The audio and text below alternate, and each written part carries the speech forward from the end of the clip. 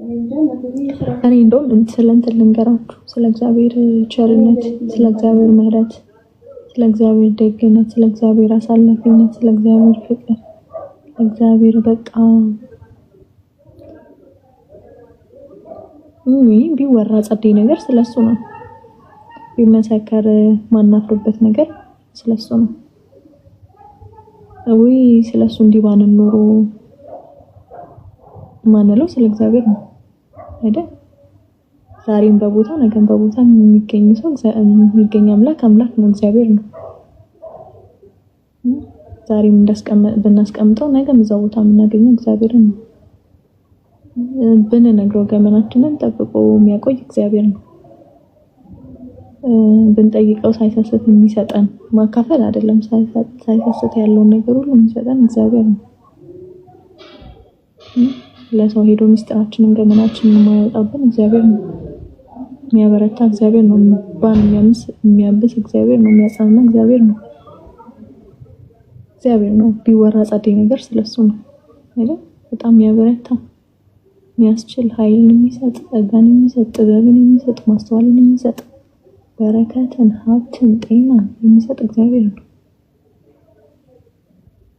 ለሱ ነው የሚወራው።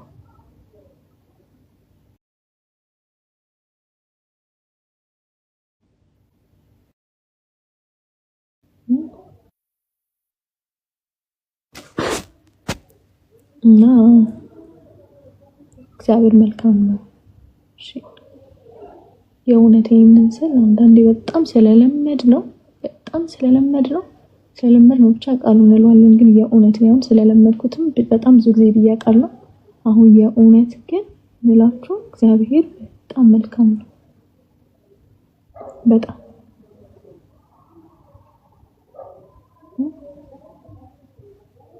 የእውነት መልካም ነው። የእውነት ይችላል።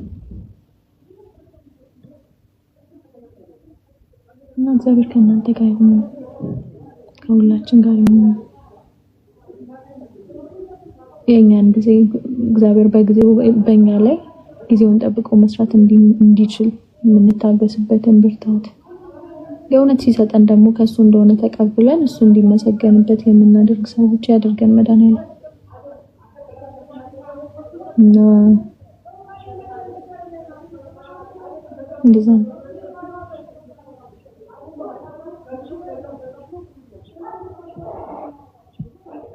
ምን አልሽኝ እናቴ? እንኳን አብሮ አደረሰን።